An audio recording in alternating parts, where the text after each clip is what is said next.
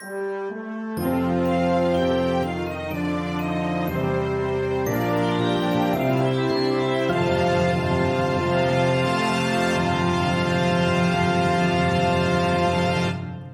to Cellmates, where we're always laughing all the time. My name is Kate Phillips, and laughing in the background is my co-host Dick Ward. Hi. He's already gone insane from the heat. Hey, Kate. We did You like not, hats? Wrong episode. We did not anticipate recording a podcast in summer months where you cannot have additional cooling devices on. We started in like the fall of last year, so it wasn't super hot. What we're finding is it's terrible to record a podcast in the summer. Okay. That's a little much. The last 3 times we've like had to time it with the air conditioner to start the. Yeah, I mean, we legitimately can't have the air conditioning No. on, and that does suck. But it is 9:45 at night as we start this episode. But I'm already hotter than I was like 20 seconds ago. Yeah, you just keep getting hotter. Good for you. Thanks. You're aging gracefully. So we have to give a Dick, what are you drinking? Well, you know what? I'll tell you this, Kate. This is a podcast where we talk about. Do you want to just heat stroke? Do you want to just start this fresh? No. Now we're going to keep going. No. Great. So, Heat stroke. Welcome to Cellmates, Welcome a to Cellmates. podcast where we take 2 movies and compare, contrast, Venn and, diagram. Yeah, generally Venn diagram them. Those They are movies are always animated. That's true. They are always animated. They are movies, always animated. They're often Disney. but not always. I thought often we were trading. musicals. Not always, and often good. But not always. Today's are interesting. They are interesting. We've never alternated like that before. I don't know why you just looked at me like we were going to do it. No, it was really uncomfortable for me too. You all are in for a treat This is today. going to be an episode. Clearly. We also don't normally record at 10 at night. Yeah, well, it's not 10 yet. Anyway, Dick, going back to my question before that you Kate so rudely Phillips. interrupted Yes. with everything we're supposed to do. Yes. What are you drinking? I don't know. Exactly. It's a wine. So, It's a white. it is. And It's probably it's a pretty Sheldrake small, Point. It's a pretty small pour, wouldn't you say? You know what? I'll tell you what. It is a pretty medium-sized to small pour. Yes. It's a small pour in a small glass. Mm-hmm. Now, Dick, look behind you. Over the other shoulder. Whoa. Oh. What else do you see? A bookshelf. Uh-huh. I see more wine. Whoa. I see 3 more glasses of small to medium pours of wine. 4 small pours of they're different wines you note? Well, there are different colors. Uh-huh. So I'm gonna say that yeah, they're probably different wines. Probably different. Yeah. Would you call it a flight of wine? The way you're looking at me makes me believe that I would call it a flight of wine. Yes. We're having flights. Yeah, we're having some flights of wine, some flights of fancy, some flights of Yeah. a third thing. A third thing that you have stairs. Yes. We have Stairs? We go up 3 stairs to get into our apartment. We do. So there you go. Well, Kate, why are we having flights? because we made a new internet friend of the podcast. Hello, new internet friend of the podcast. We've had great suggestions before from friends of the podcast who are also friends of us in real life. Yes. But we have to give a shout out to Kelly. Kelly Ackers, hopefully one of those is correct, who just started listening to our podcast and had a fantastic idea for a pairing right out of the gate. Yeah. Thank you for listening, Kelly, and thank you for suggesting, because we are flying up high in the sky. I'm making arms. You're making like a Superman. A little bit. We are talking about Peter Pan. That's correct. Disney's Peter Pan. Yes. And Up. Pixar's Up. Up in the air, the George Clooney, Anna Kendrick thing where he's like a frequent flyer and she's like... Minus in the air. Yeah. Just up. Just Up. Okay. Yeah, there's not like punctuation. It's both capital letters. It's in all both of the capital marketing. letters, no exclamation point, No. which I feel like I want to write it with an Yeah. exclamation. Oh. Exclamation. I want to write it with a stick and a dot. Heat stroke. Ooh. So thank you, Kelly. Yeah, thank you so much. This is so exciting. Awesome suggestion. So let me read what Kelly has written. Kelly says, I have a possible idea. Up, one of Pixar's greatest movies. And Peter Pan, the 1953, beautiful animation, but weaker adaptation of the Barry classic, in Kelly's opinion. Both Up and Peter Pan. What? That's Kelly's opinion. I mean, we assume it's Kelly's opinion, right? Yeah. Kelly is writing this. It says, this. IMO, which means in my opinion. That's fair. I thought you were just like, look, in Kelly's opinion. Oh, no. Oh, that's. I thought you were being really shady there. It says IMO. I Fair was enough. translating it for the spoken word. Oh, I would say just read it straight. Both Up and Peter Pan feature characters flying off to strange new lands, but one is about finding new adventures at an old age, and the other is about trying not to grow up. Yeah. And done. Like, yeah, it's great. It's a pairing I wish that we had come up with. Yeah, but we didn't. And I was tempted to just delete this comment and say, Kate, I came up with a great idea and no one else did. But you saw it first. Ha no, it's great. So yeah, thank you so much. This is cool. And starting off our flight today. Sure. But real quick, we'll get into it more as we go on. But the comment said one is about not wanting to grow up, and the other one is about going on to new adventures. But I would argue that they're both about not wanting to grow up in a different span of your. Yeah. So good. So starting out our flight today, we have a wine. Buckle up your safety belt. Whoa. While the safety belt is on signal. I do not have a safety belt on this chair. Yeah, you maybe should. No. You're really good at spilling things. I am. That's true. We're starting off with Sheldrake Point Dry Riesling. It's from the Finger Lakes. So, and Peter Pan has fingers. Sure. It's a relation. Yeah, Peter Pan does have fingers. So does his shadow. Dick, tell us about your history with Peter Pan and his fingers. Yeah. Oh, it's gotten weird now. And his shadow's fingers. Let me tell you about Peter Pan. Peter Pan is a movie I watched a lot as a kid.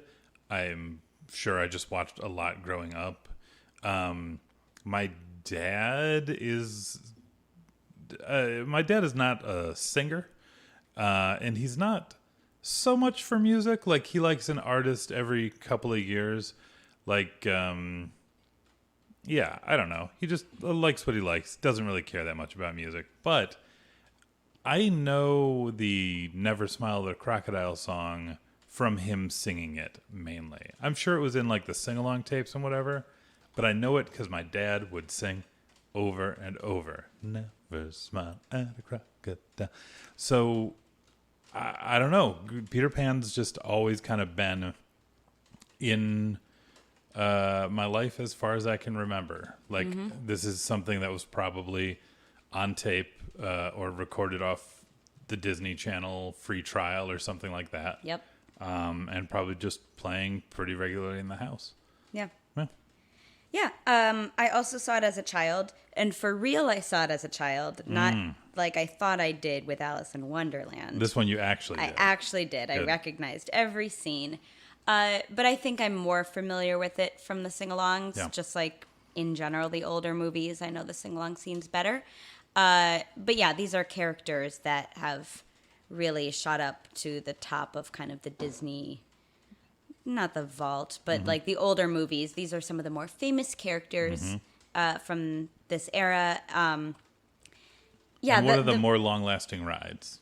Yeah, definitely. I mean, this ride still has hour-long waits lines every day at Disney World. Kate, I want to ask you not just your experience with this particular movie, but because there have been so many adaptations, what's your experience with Peter Pan in general? Is it a thing you care about? Do you have a favorite aside from this? Because we're going to reserve our judgment on this right now.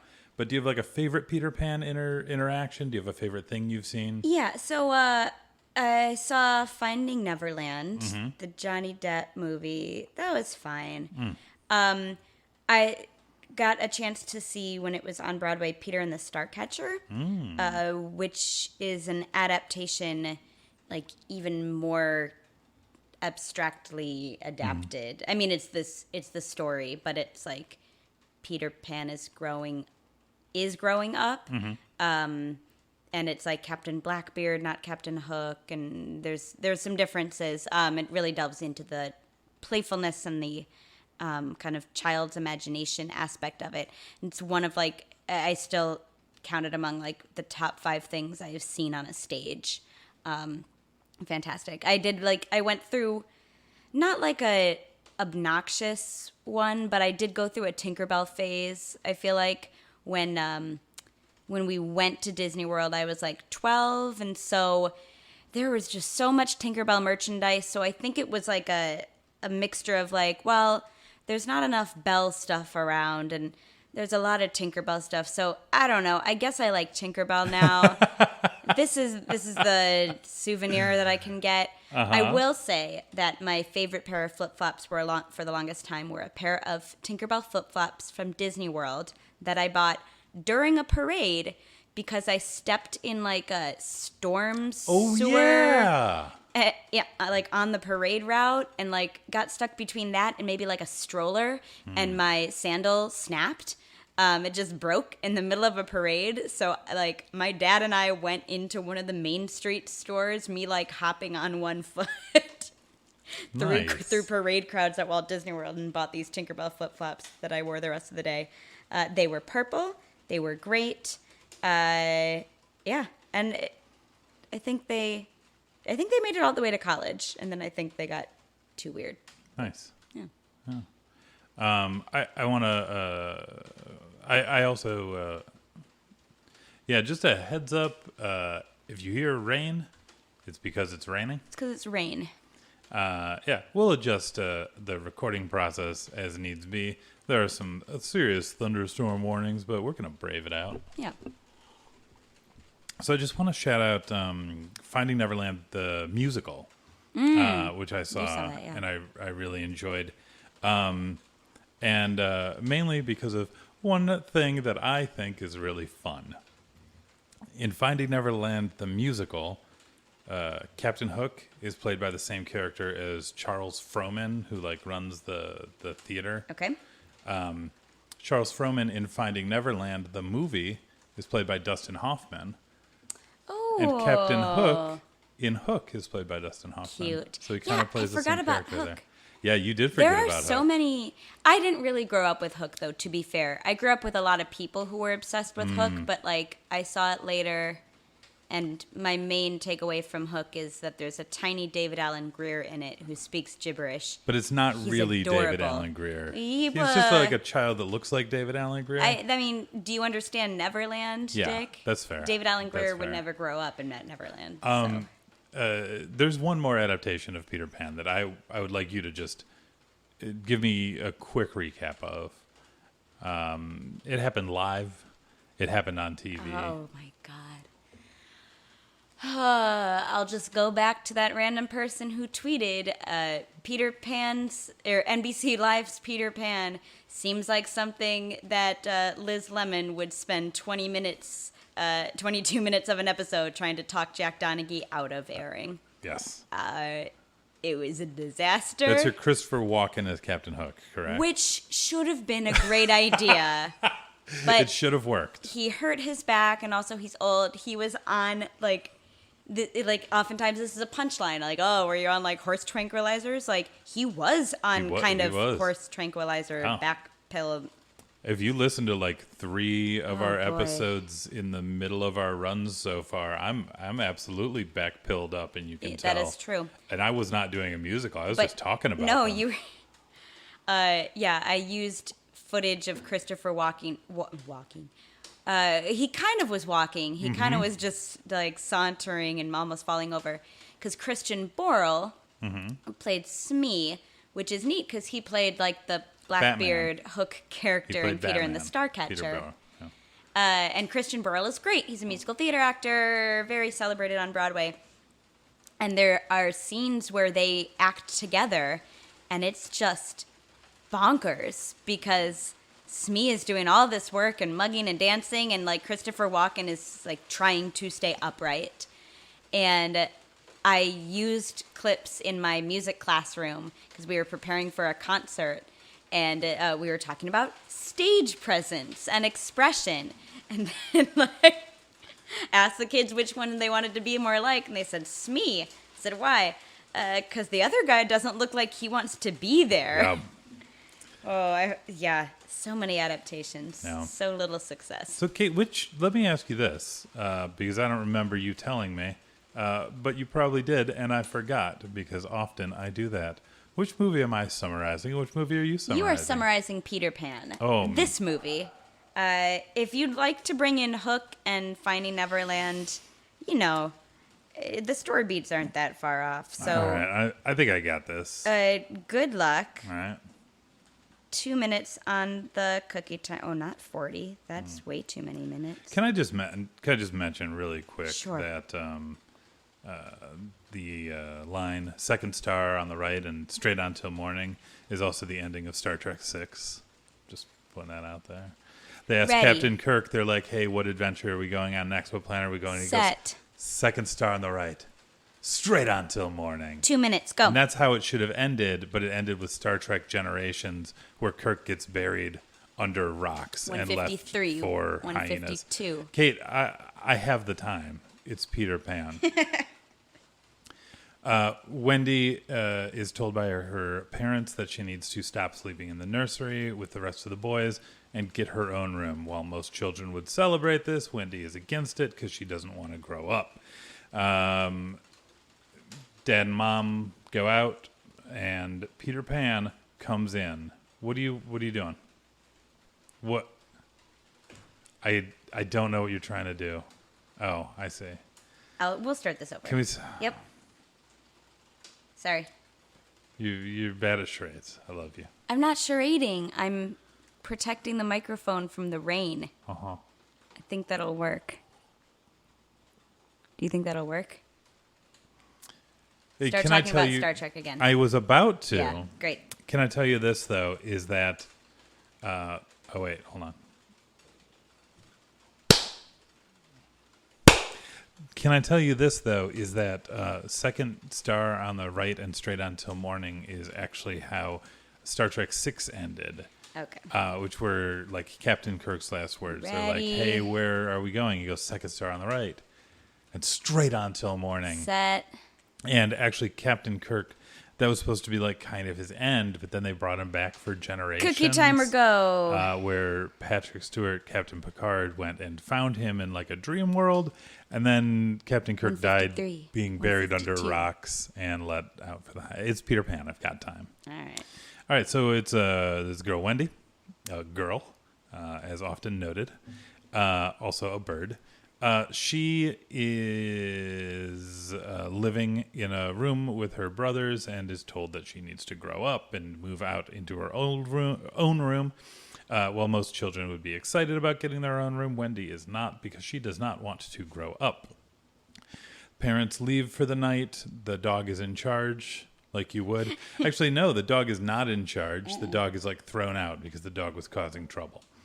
And so since the dog's gone and the window's open, Peter Pan comes in. Peter Pan comes in and he takes those children to Neverland so they don't ever have to grow up.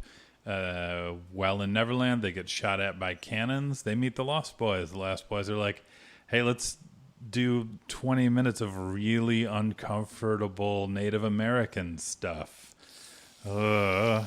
And then Captain Hook kidnaps the Native American princess. I guess she's not Native American because it's a fantasy land, but Indian princess is what they call her. I don't know.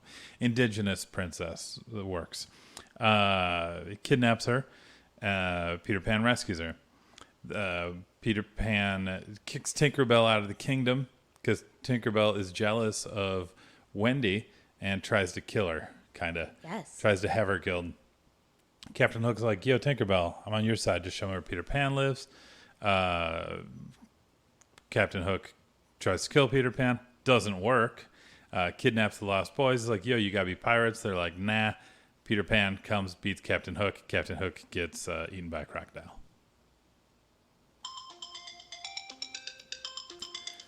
And It's they all live happily ever after in Neverland. they go home. All right. What happens with Wendy? I just told you she goes home. Where does she sleep? She goes to her own room. She goes to her own room and grows up. That's right. Great. It's really not as important as... No, it's But- not. That's why I didn't say it. Although I appreciate, because a lot of the older movies we've seen just kind of, like, they wrap up the, like, intense danger Yeah. plot and then, like, leave the characters for over. dead. Yeah. So I appreciated that there was at least a tag on this I one. will say I did tear up a little when Dad says, I think I've seen that ship before. Yeah. Because he's looking at Peter Pan's cloud ship that turns back into clouds. Yeah. And in J.M. Barrie's play and in most productions in one way or another, Mr. Darling, the father, and Captain Hook are played by the same actor. Right. In this case is no exception. It's the same voice actor. Mm-hmm. And that's neat. Like, I thought that was... I think when I first heard that, I thought it was just a little bit of trivia. But they do, like, they make a point to make you notice. Yeah. Both in the character design, but he, like, does not change his voice. He just sounds straight up like Captain Hook. Yeah, As he Mr. Darling. I think he sounds a little nicer Slightly. and a yeah. little less piratey. Mm-hmm. But yeah, basically he's the same guy. Yeah. Yeah, and it's interesting, it's kind of making a point about the dad is kind of the villain at the beginning, and facing him as an enemy kind of humanizes him, and then at the end Wendy kind of accepts him, and she's like, "Oh, Dad, you're my dad, even though you're a big old Captain Hook." Yeah. Yeah, Captain Hook does not get redeemed in that way. No, not so much. Just the dad. Just Dad. Yeah. That's okay. That's okay. Captain Hook gets his butt bit by a crocodile That's correct. multiple times. He was supposed to get killed by the crocodile in one of the drafts. Oh. But they thought that was too dark. Oh. They were right. Yeah, I Yeah. think...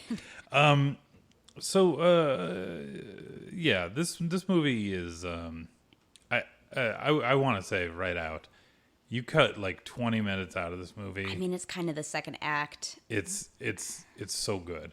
This movie is really, really good. It's very good. Also, The Like, entire that's- second act that's is... the hard part. I want to watch Peter Pan again. I'm excited to watch Peter Pan again.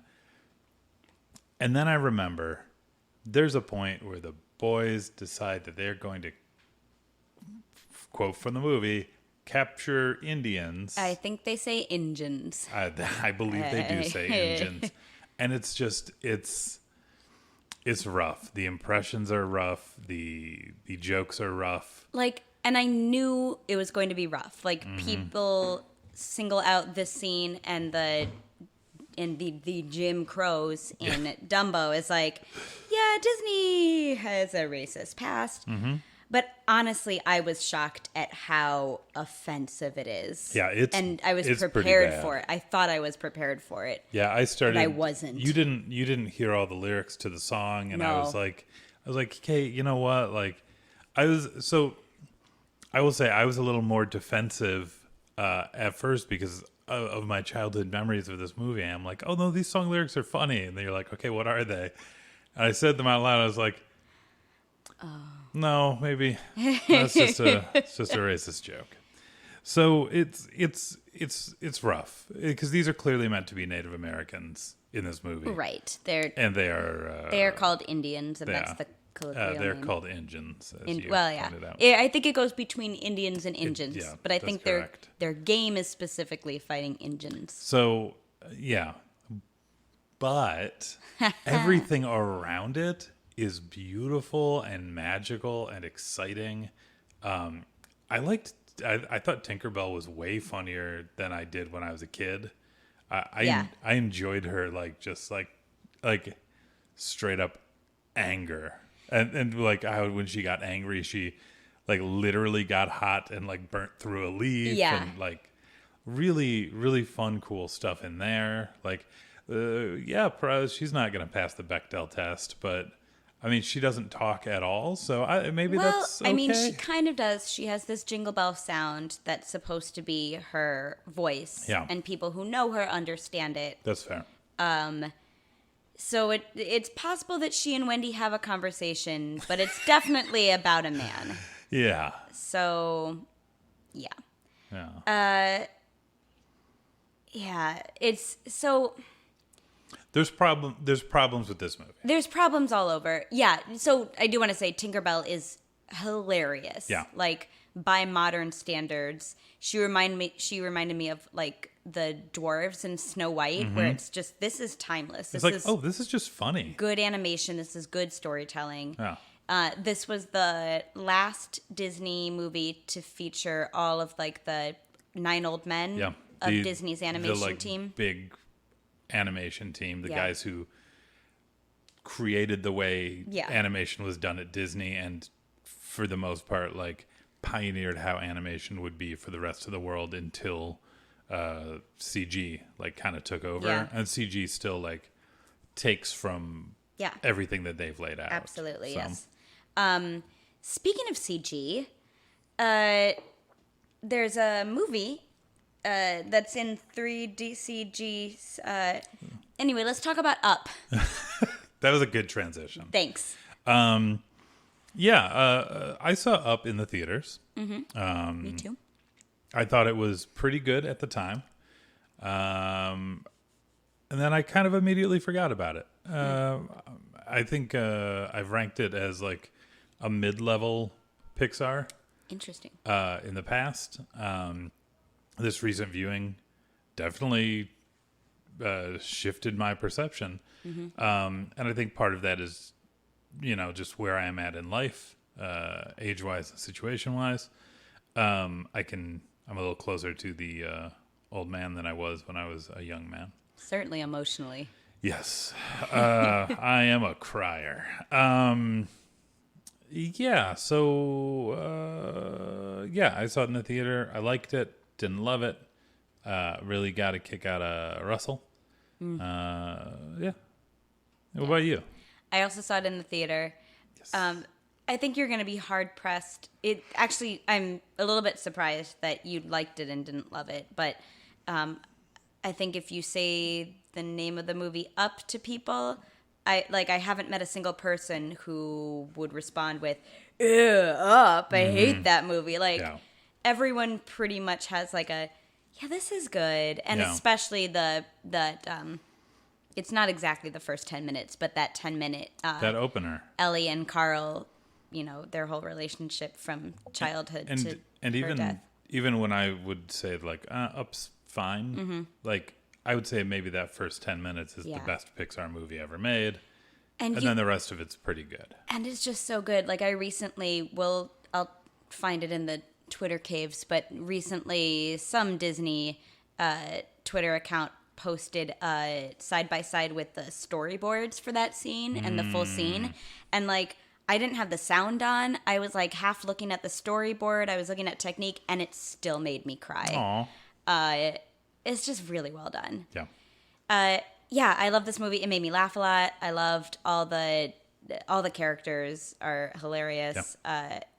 And yeah, this time I loved it again. It hit harder because I've had more life since then. Yeah. Cool. All right. Kate, do you want to set a cookie timer for yourself? I sure do. And I would also like you to give yourself a handicap by talking about Star Trek before you start. No thanks. Okay. But I will say, let's move on to our next flight. Oh, let's go Drink. Flight. I tried to come up with a better word than drink. Get a little higher. Oh, let's bounce up with this kangaroo yellowtail muscat. Disclaimer, all of these wines are just kind of wines we needed to get rid of in the house. Oh, except for the one we opened. Yeah, but that's like almost done. The one we opened is almost done. Oh, I thought you meant the one we had opened last week. No, I mean the one we opened for this. But I've had that for over a year. Yeah. Yeah, so it's wines we needed to get a move on. Either because they were almost empty or because we haven't opened them in the year. So Yeah, This it's like when you've got leftovers that need eaten. Yeah. So this is Yellowtail. This is clearly from one of our parties. Yeah, this is from this is not our purchase, but this is we will from drink like a guest that we won't invite back. it. Because why would you bring us Yellowtail? It's not Chateau Diana. It's got a real alcohol level in it. That's But fair. anyway, cheers. And my 2 minute starts after I Sip. sip. Ooh, that is sweet. Ooh. It's cloyingly Oh, sweet. it just tastes like a grapefruit. Oh, Yeah, okay. you're welcome. Anyway, Sweet like a grapefruit. Carl and Ellie, childhood friends, and Ellie's super adventurous and gets Carl out of his shell, and they both love like aviation and they want to travel all over the world, and they get married and they grow old together, and they always want to go to Venezuela to this Paradise Falls, but Ellie passes away of old age, and so Carl is left as this elderly man alone in his house with all of these like promises of adventures and memories, and he's very sad, and the whole neighborhood is being constructed into oblivion around him, but he holds out on that house, and he develops a plan. Instead of selling his house, he's gonna put a lot of balloons on it because he has a job with balloons, and he's gonna fly away, and he does, but little does he know, on his house is hello, my name is Russell. I am part of troop 54? 54? He's a wilderness wilderness lodge scout who has literally attached himself to Carl's house because he's trying to win his Help the Elderly badge, and he's looking for a snipe, which is a story Carl made up. Anyway, he's on this house, and the house is flying now, but they're on that thing now, so they're flying to Paradise Falls, and there's a storm, so they get knocked out, and he can't get Russell out of the plane. Oh no, I'm going very slow. You're going very slow. They land in Paradise Falls. They realize that Charles Muntz, this eccentric aviation man, has been trying to get this last bird, which Russell has named Kevin because it's almost extinct, and he wants the skeleton, but Kevin's a friend and he just wants to get back to his babies. It's a she. And so they fight the dogs, and there's talking dogs, and Muntz just wants to hold on to the past, and Carl realizes, no, it's not about the past, it's not about getting my house here for Ellie, it's about having new adventures. So he saves Kevin with Russell, and then they fly back home, and he kind of becomes a grandfather figure for Russell. Usually I'm really bad at those summaries, but that was pretty rough. Yeah. Good job. Hey, something I noticed? Tell me about a snipe. Are you familiar? No, I don't know what a snipe is. This is a new concept to you? Yeah. I kind of know it from the movie. So a snipe hunt is like an old Boy Scout joke. It's a joke you would play on someone. You'd be like, hey, go. There's been a snipe around here. You got to go get it. I see. You got to go on a hunt. So this is like it's like Boy Scout joke. It's an old man joke. The other thing would be like, can you go to the gas station, give me some blinker fluid. Like that's something we would send people out on. But yeah, snipe hunts are an honored tradition. As you tell gullible idiots to go on a snipe hunt, and they go away from you. And Russell is such a lovable idiot. He's so dumb. He's so great. He's so sweet. He's such a sweetheart. Yeah, he's my fave. And his just bewildered innocence and earnestness plays so well against Carl's kind of. He's gruff, but I like how they keep the playfulness from his childhood and his adventurous spirit in him. But he's kind of, at the beginning of the movie, he thinks he's kind of lived all his adventures. Yeah. And this bringing the balloons and the house to Paradise Falls for Ellie is kind of a completion of that adventure. And he's looking to complete rather than experience anything new. Yeah, and I don't even see it as he thinks he's lived all his adventures. I think he just, I feel like at the beginning of the movie, he feels like he has failed because he never got Ellie to Paradise Falls. Yeah. And so this is him like redeeming himself almost. Yeah. And then he realizes, that he shouldn't do that because that's dumb. Yeah. And just go live your own life. Yeah. Have your own adventures. As Russell is trying to preserve Kevin, the eccentric bird, he's like pressing on with, I have to get my house to this specific place that Ellie had in the picture of where this house was going to be in Paradise Falls. It wasn't enough to just balloon their way to South America, which is like, can we just, to 100 feet away from. He balloons his house anywhere already. Amazing. Yeah. And then he spends, like, the house gets in this storm. He catches all this stuff that's falling so it doesn't break, ties it down, and then, like, passes out. And Russell steers the house to the exact spot in South America where Paradise Falls. what's the old guy's name? Months. No. What? The other Carl. old guy, Carl. Where Carl wants to go. All of this happens. He wakes up and he is looking at Paradise Falls. And, like, he's amazed for a minute, and he's like, well, I gotta take this house over there. Let's go. Yeah. Like, dude, appreciate this just for a second. Appreciate that you made it there. And we see, like, when he gets the house there, he's not excited. Yeah. He, like, sits down. He might, like, read a newspaper or something. By the time he gets his house there, there's a whole, like, it's after he and Russell have a big argument, because Russell wants to, at this point they have, Muntz has revealed himself to them as just a bad guy who just wants the bird and doesn't care about, the real adventure. He just wants to make this collection, and he wants to kidnap the bird so that people back home believe him, and they don't see him as as a fraud. Russell values correctly that the bird needs to be with its family. It's the relationship that's important. And Carl is tired out. His house is no longer like, he has to drag it the last couple feet to get drags a house. Yo, Carl's strong. He is. Like, he's done with the adventure.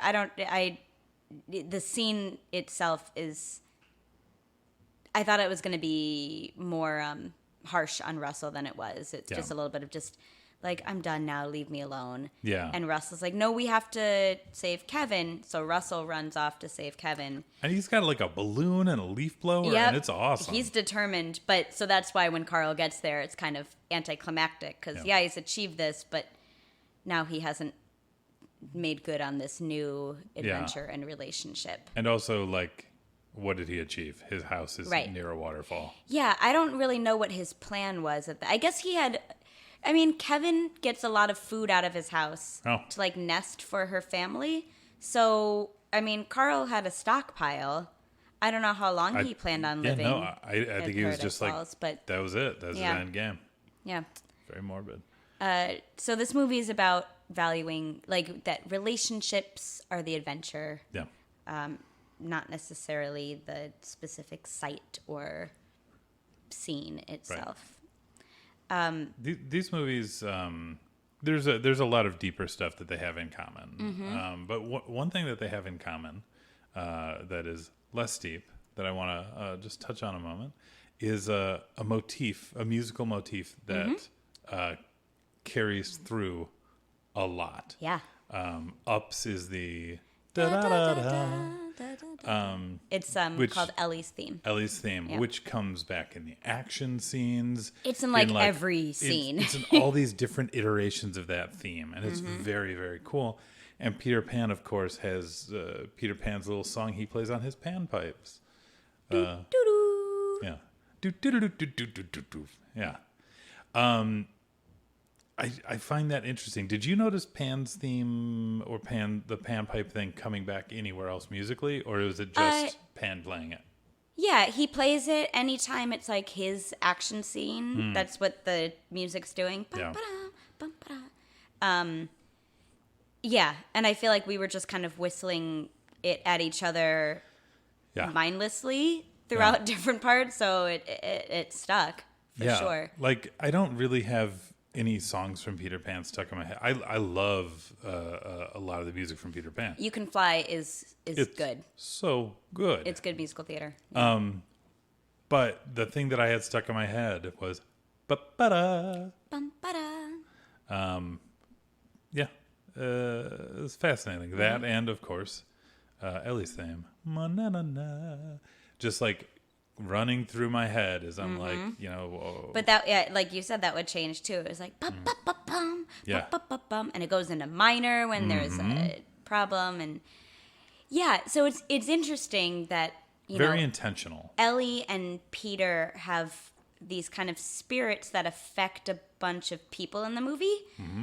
And Ellie is certainly not the character with the screen time in the movie. She's only in that 10-minute section. Yeah. She's mentioned a lot, but she's not obviously an actor. Yeah. And I would say Peter Pan is more of an actor, but less so than you might think in a movie that's named after him. Yeah, he's not as he's not as much the main character as I think I remembered him being. I mean, Wendy is the main character. She Yeah. has the arc. She has the change from beginning to end. Absolutely. Yeah. So yeah, they're kind of like influences. And- Ellie even more than Pan, of course, but like. And they become embodiments of ideas and philosophies. If Peter's is, I'm not going to grow up. No. I'm Gonna be a Toys R Us kid. Yep. I'm fixed to childhood and childlikeness. And, to Wendy, it's tempting, but ultimately it feels silly. Captain Hook is very much against it, which I think is a different strain, right? I don't think in Peter Pan we're supposed to be like, yes, never grow up, right? That's not the choice that Wendy makes. And you see the Lost Boys and Peter kind of behaving silly-like, and there's a line. Do you feel that Captain Hook is on the side of growing up? Well, so why else is he there? So that's the thing. Like, I think he might represent growing up a little bit, but I think that's something that is in my head from other adaptations. Sure. Because in this, his big thing he has against Peter and the Lost Boys is that Peter Pan threw his hand to a crocodile. Yeah.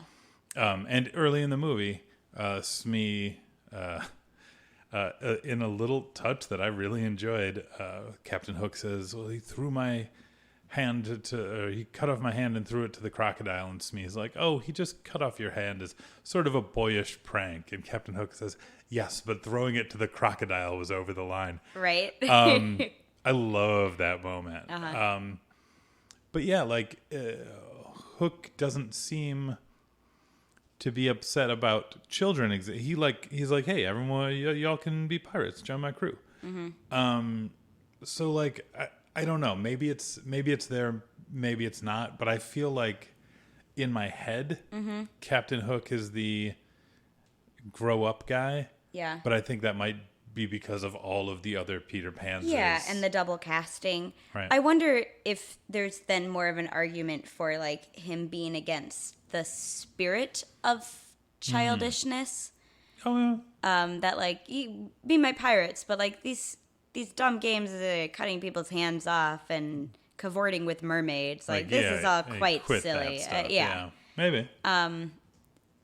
Yeah, I think there's value in, it's if, Peter and the Starcatcher takes on the mantle of these are kids kind of putting on a backyard play, which you see in Finding Neverland, at least the movie. And so whether or not the kids are designing this villain to be this villain is opposed to my childhood, or Right. whether it's it's a villain for a silly reason, but it has Dad's voice. Yeah. So there's a there's- subtle. There's two stories happening. Yeah. And I think that's probably more. And what Captain Hook in is. fairness, Mr. Darling is not necessarily against childhood. He's pro growing up, but he's really hey, you guys stop being silly. Stop talking about Peter Pan. Right. Stop letting a dog be a nanny. Stop, cutting our sheets. Boundaries. Boundaries. He's in favor of boundaries, yeah. Yeah. Whereas the mom is a little bit more playful and is well, they're kids. Yeah. Let's be reasonable. And in Up, so if Peter Pan kind of represents the childishness or the spirit of adolescent not growing childhood, up. Yeah. that's kind of Ellie too, right? Not necessarily childhood, but I think adventure takes the place of that here. She's the spirit of adventure. She's what makes Carl. Technically, the Zeppelin is the spirit of adventure, or maybe a dirigible. It is. I don't know. It's a blimp that Muntz uses. Well, I don't think it's a blimp. I think it's a rigid airship. Okay. We're gonna be sure. So anyway, so not only is she the spirit of adventure, but I love that it reminds me of like anytime Mother Gothel is saying "I love you, Rapunzel" to Rapunzel, she's touching her hair. Mm-hmm. Carl talks to Ellie and looks at the house every time he does. He doesn't look like up in the sky. He looks up at the house, right, and says, "I'm sorry, Ellie," or "Can you believe this, Ellie?" or "We're not going to do it, Ellie." And so they're so attached. That right? house the house represents their life together. Is Ellie, yeah. Yeah. So taking that house on the adventure is taking her on the adventure. Mm-hmm. And if he doesn't have that, then what is he? Like, if he's not literally tethered to his house, then what is he tethered to? Right. He doesn't have an alternative. No. And I think that's really neat, especially as, once he parks his house and sits there for a while, he realizes, well, dang, I need to help that small, lovable child and his bird. Yeah. And he wants his house to float again, but it's been too many days. And so the only way to get the house to float again is to purge it of its contents, of all its furniture, all its appliances, basically all the memories. He Marie Kondo's it. He Marie Kondo's it to the extreme. To the extreme. To the extreme. And sheds that weight, literal and figurative, and then he's able to float back and tether himself to some new relationships. It's like this I close. love that. It's like this close to being heavy-handed. Yes. But it's not. It's not. It's like just on the border, because it's like, oh, he's literally getting rid of weight. He's like it's so close to being a little bit too literal, but it just works so well. Like that moment in the movie really struck me, really affected me. Yeah. And just the fact that Ellie is the house, right? Like removing things from her is very, and removing her from literally removing yeah every remnant of Ellie from that house. Yeah, is very significant, and that's ooh. Yeah. But he makes new relationships, just like Wendy. He grows up in a different way. Yeah, it's another kind of growing up. There's different stages in life, and for him, like moving on after the death of someone he's been a partner of for, I don't know, 50 years at that point, 60. I don't know, how old they were, but they met when they were like 8. So, he's known her for so long in his life. So that moving on, that, dealing with loss, that's a big one, whether it's that or whether it's even like, I know, when my parents moved out of our childhood or my childhood home, like for me, it was kind of because I was already living in New York. But I know for my dad, it was like, well, we can't get rid of this.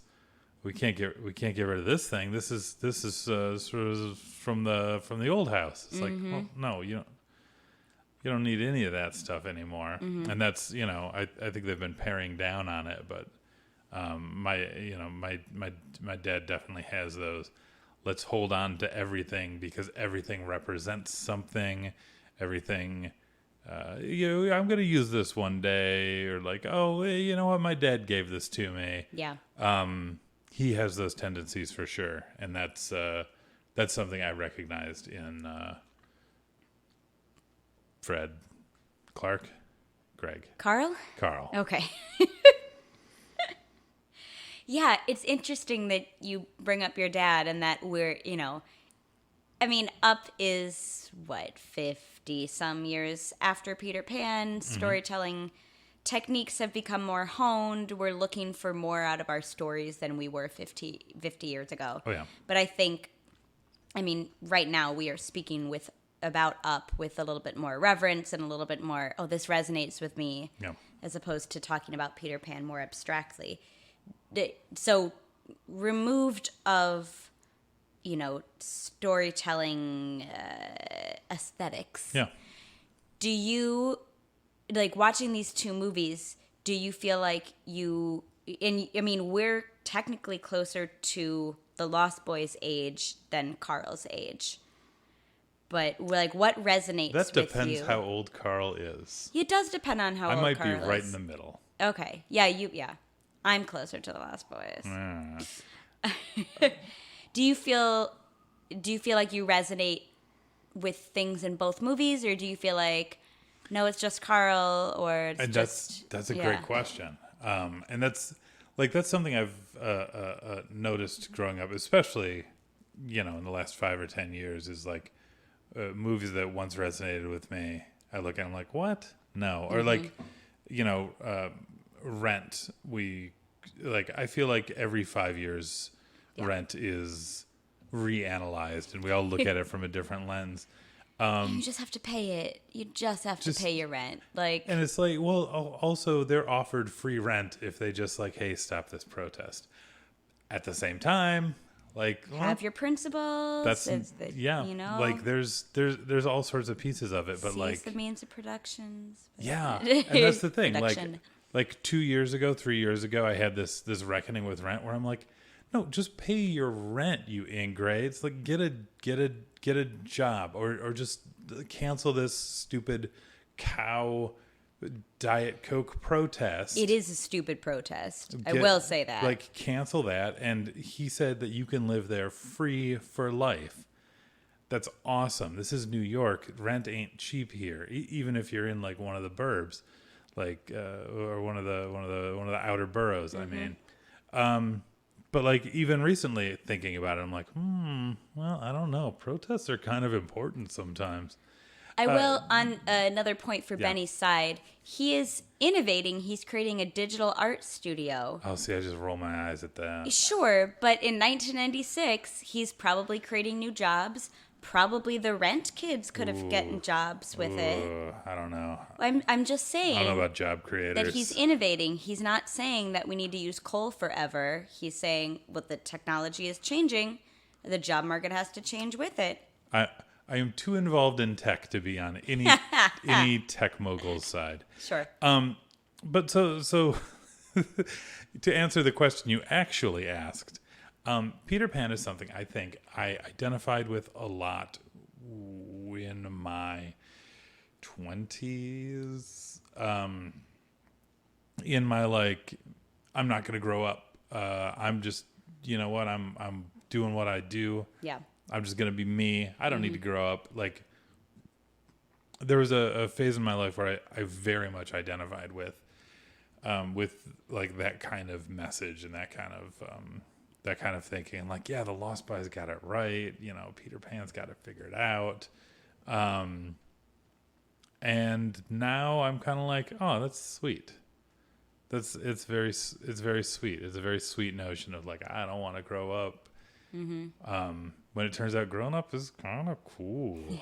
I have an apartment that I share with my girlfriend, and we have air conditioning, and we buy plane tickets, and I can podcast as late as we want to. Yeah, and I rent cars. I can do that. Yeah, I don't have to ask my mom for money to buy like a box of like comic books. I can just go do it. It's awesome. Like, there's downsides, but there's some upsides. There really are. I own a Switch because I bought it with my own money. It's a cool video game system. I can buy video games whenever I want.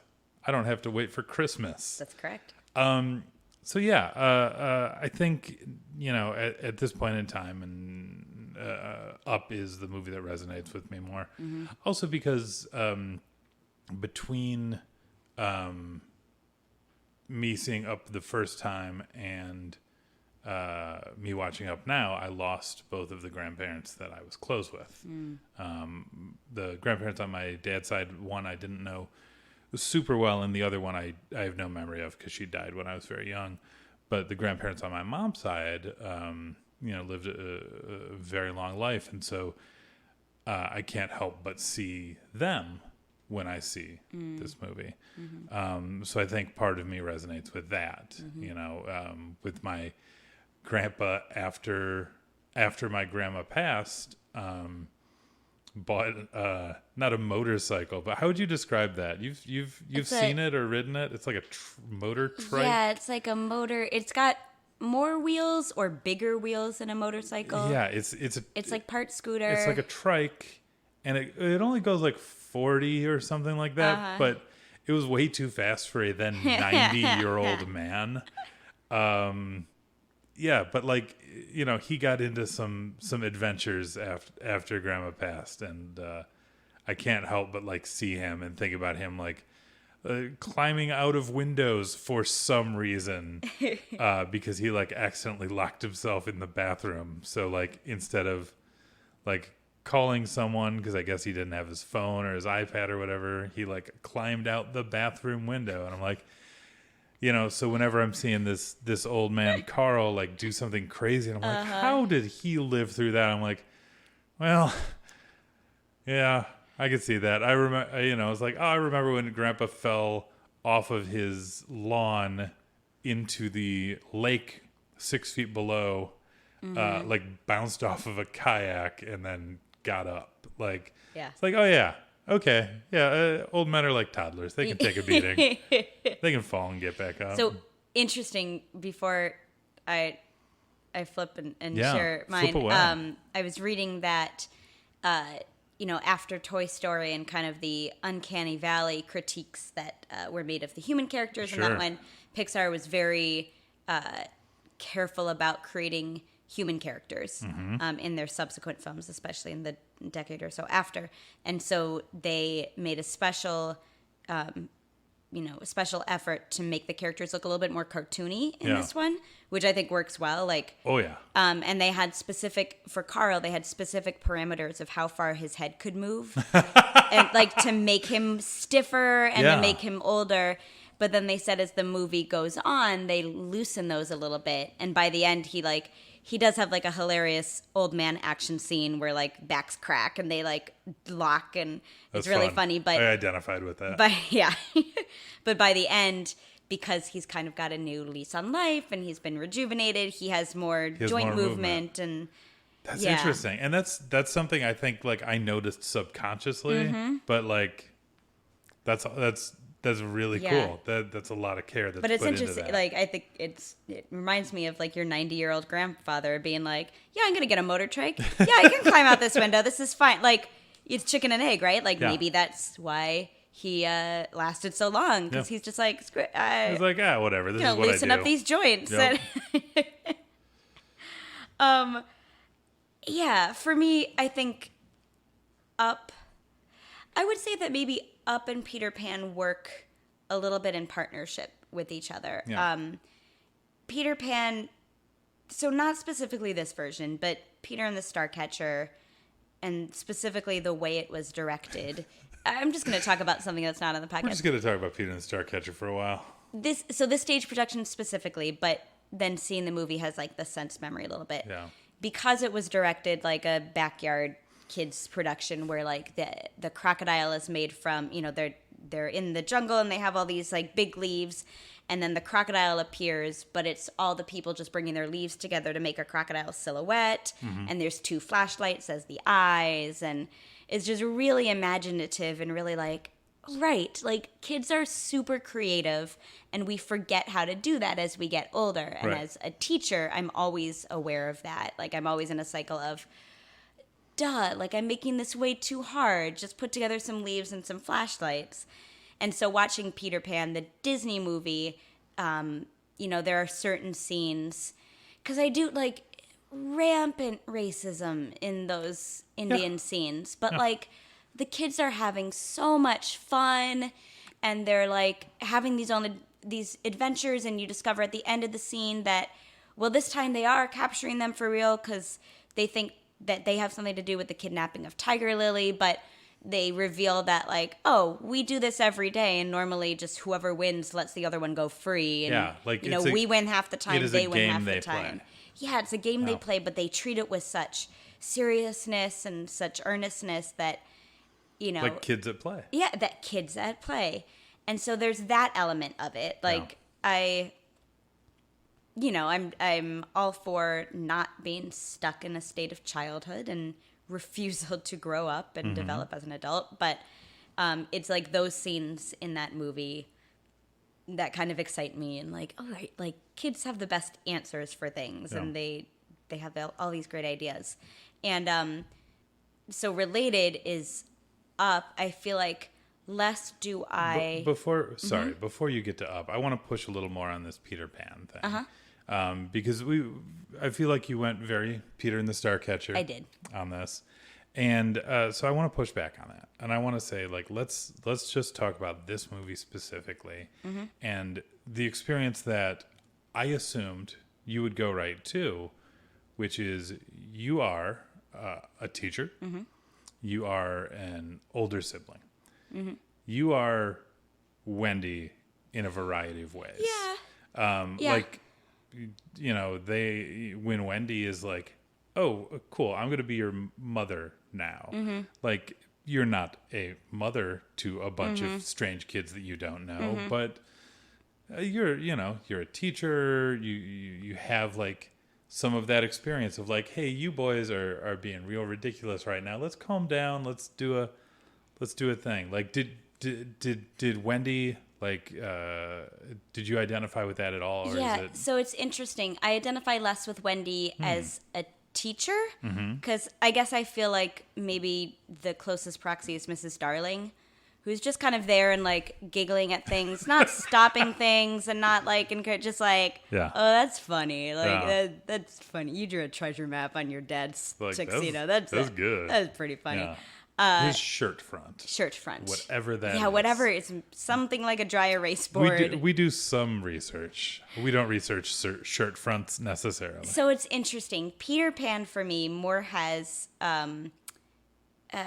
analogies. I have felt more like Wendy in dating and being attracted to boys throughout my 20s.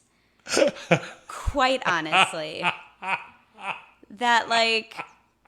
Yeah. You're laughing because you've been a boy in his 20s. I feel like, it's nine old men or nine magic men, whatever. Nine old men. 9 old men who are doing this. The 9 magic mics. I think this movie is a little bit about childhood. I think it's a lot about pre-adulthood, which is not necessarily childhood. Yeah.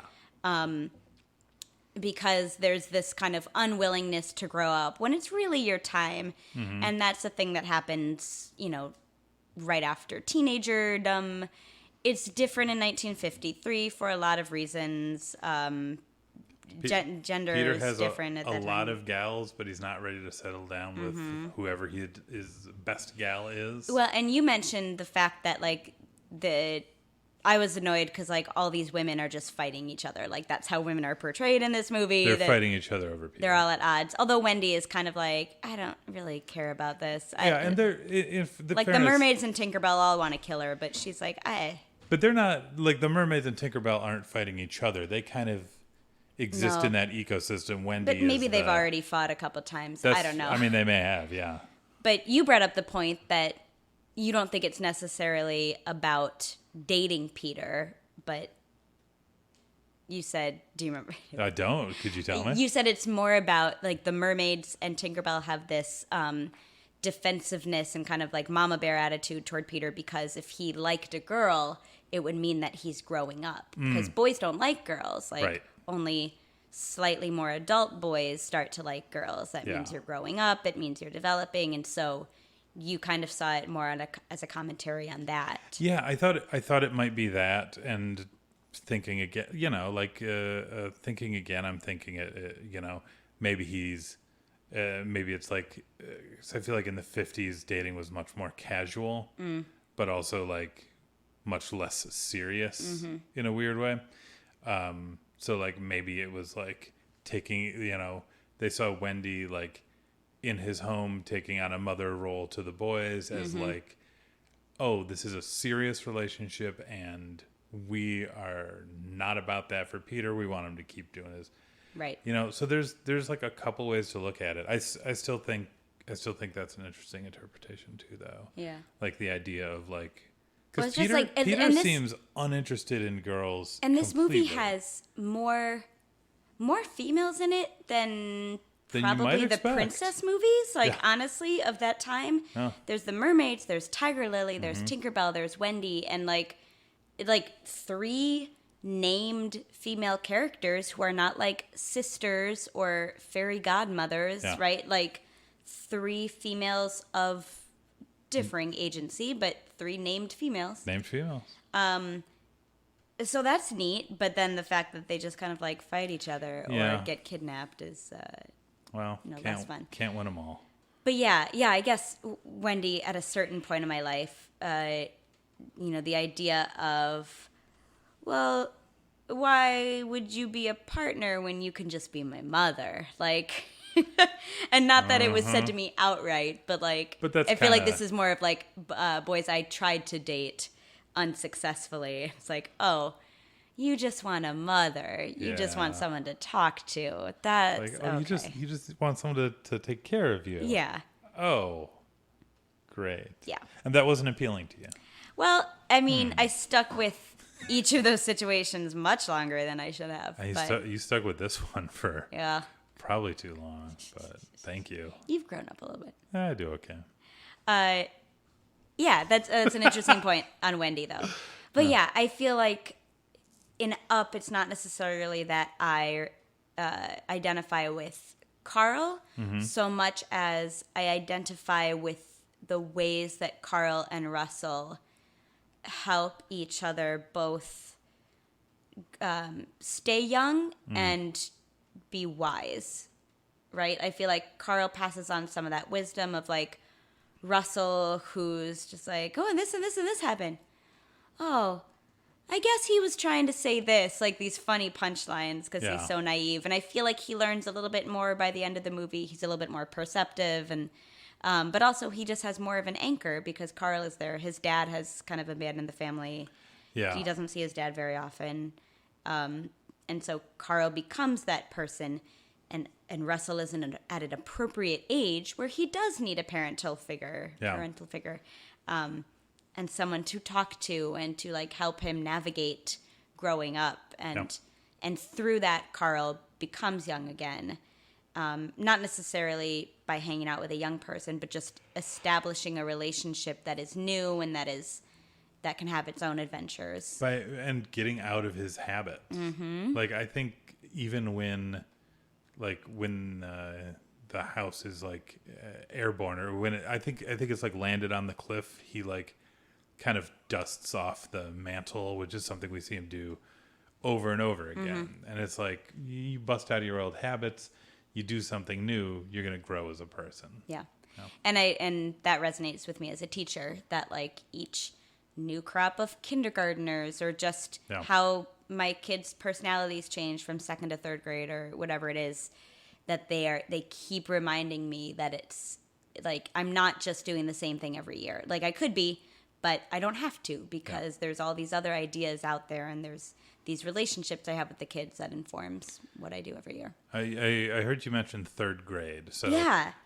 On that note, let's talk about our Trace Gulp of the night. Third drink. Dick, I am going to challenge you to duck walk the plank to this Duck Walk Vineyards Windmill Red. Oh. Windmills have wings, kind of. Well, Don can fly. Quixote chased windmills. And as we know, Ernie Sabella was in Man of La Mancha, along This is with going to Brian be a Stokes Mitchell. challenge for every episode. Can Is we to- mention Ernie Sabella? No, the challenge is going to be, can we get Ernie Sabella? And then the next challenge will be, can we get him to leave? Can we get Ernie Sabella to leave? Because as we've seen from Lion King D23 specials, once you have Ernie Sabella on stage, he will stay in center stage as We're long going as to you save let these him. stories for the Lion King Oh, no, episode. you have an Ernie Sabella story that we're I have a saving. better. Yes. So keep listening. Yes. But Ernie Whoa. Sabella, if you're out there listening, we would love to have you on this podcast. And if you know Ernie Sabella, like, give us an intro. We shouldn't tell them that we have a second bedroom because it's not a bed; it's an office. We have an office. We have a number of probably Airbnbs in our neighborhood. Let's just say that we would like to meet Ernie Sabella. We would like to meet Ernie Sabella. At that, maybe yes. record at a third-party location. Yes, that's true. So, Duck Walk, Windmill Red. Flight. Well, let's take a minute then, and talk about what makes the windmill red. Oh no! Yeah. I didn't mean for this to happen. Well, it's. Right, I think it's it's the last time. thing we need to dive into. Yeah. Before we finish this off. We've touched on it a little bit, but the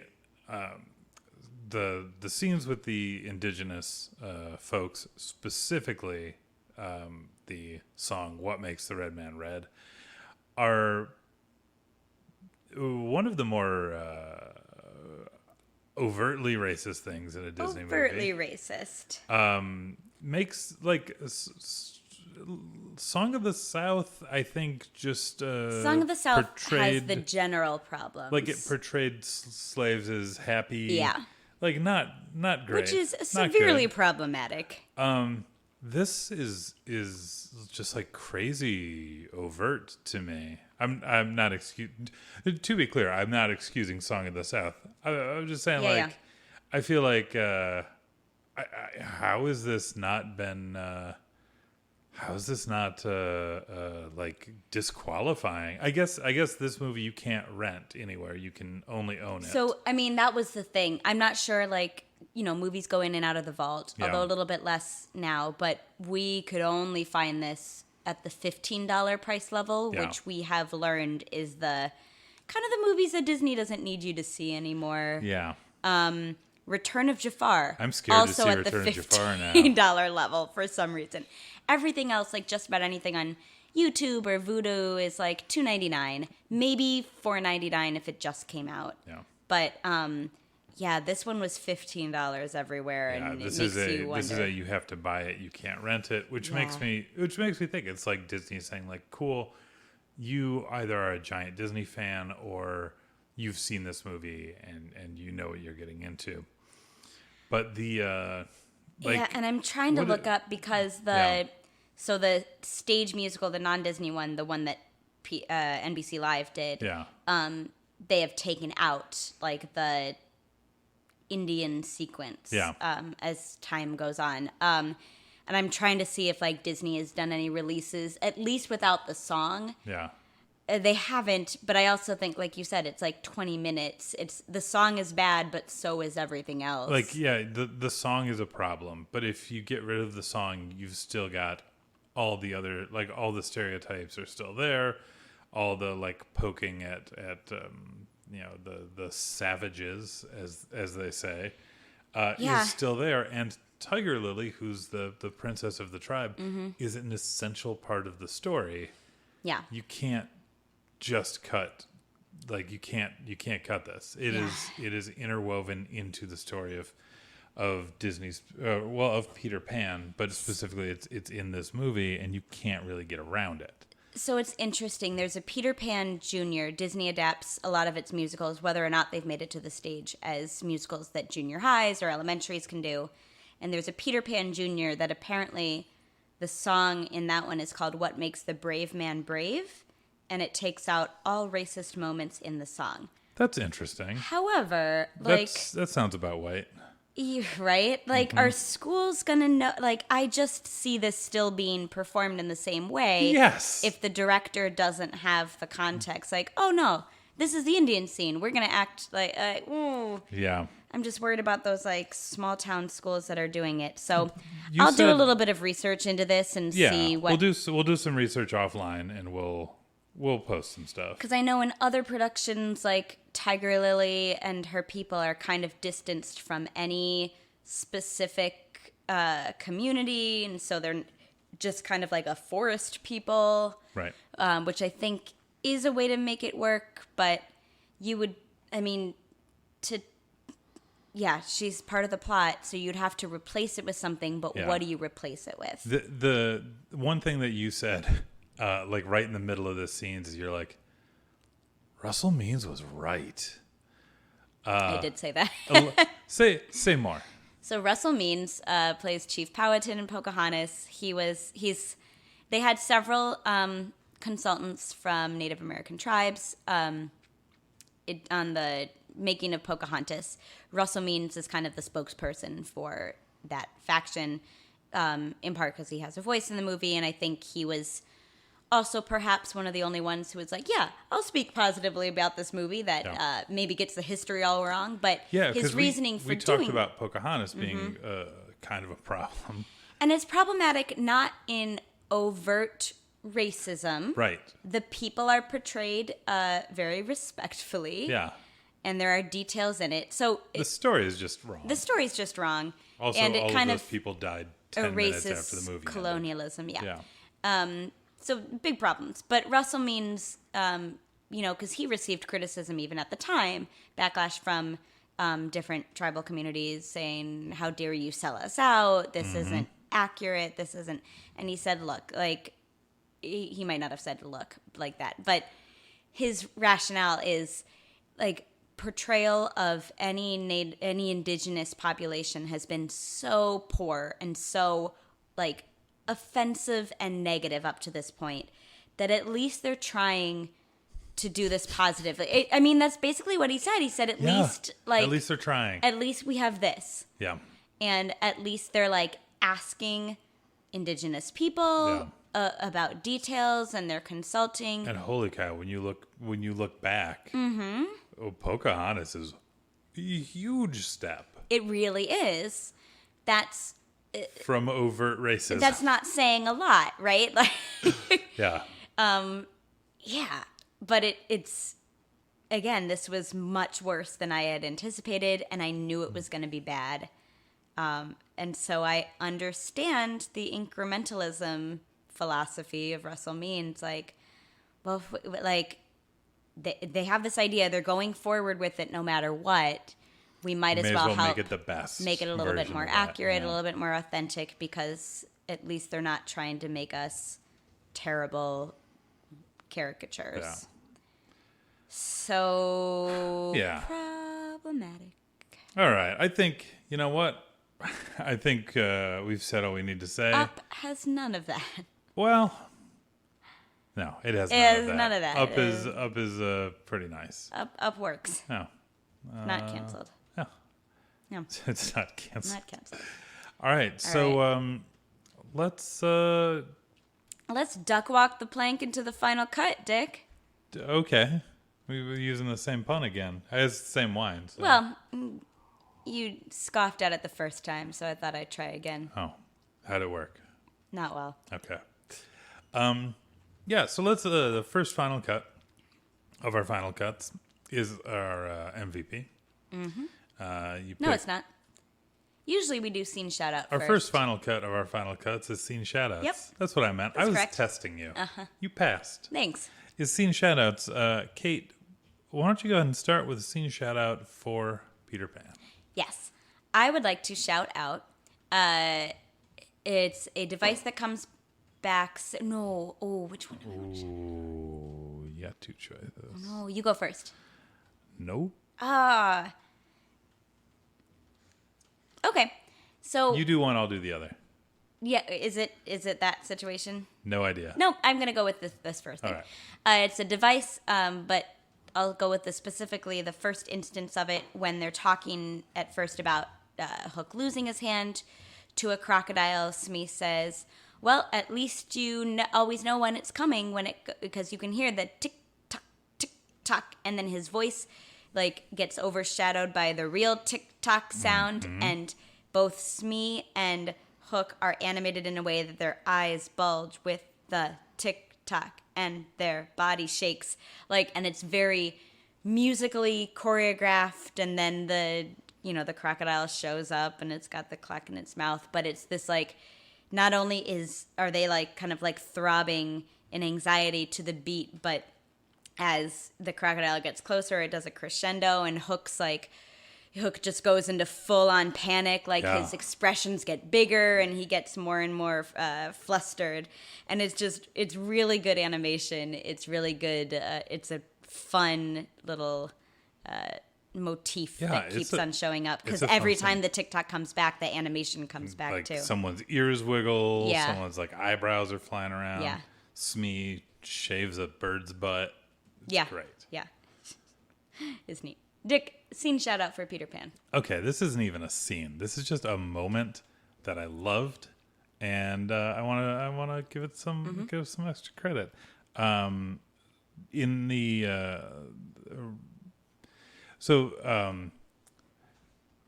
when Peter comes in and he's like, "Hey, we're gonna go to Neverland," he teaches them how to fly. They kind of like say the words to "You Can Fly," and then a chorus comes in and sings the song. Yeah. And then they start flying off to Neverland. And Peter flies very well, and Wendy and John don't fly quite as well, and Michael is the littlest one. Oh. He's a little boy with a little butt flap pajamas. And it's him, and he's got his little bear with him all the time, and I love that. But there's a moment where they're all flying away, and Michael looks down and he sees the dog Nana, and she's looking up, and she seems like sad and scared and upset all at the same time. So Michael flies back to the window. He grabs Tinkerbell. He shakes out some pixie dust on the dog, and the dog just kind of floats up. And it's a sweet moment where she's so happy. Where like she's happy but like a little confused. Yeah. And it looks like it might be the same animation as when she's being pulled down the stairs by Dad. But that's I've never known Disney to recycle animation. Exactly. But like the little boy saying like, oh no, my dog. Like it's a really sweet moment, and I like in that moment I'm like, cool. Michael, I love you for this whole movie. Like, favorite character. The We Can Fly scene I think is another good example of like just kind gorgeous. of this ebullient joyfulness of childhood that like, oh, we can fly. Yeah. It makes me smile. And I just love these characters. Wendy, who's kind of like, I am the practical one, and John, who's like, I believe that I'm the practical one. And then Michael, who's just Michael. And they're all voiced.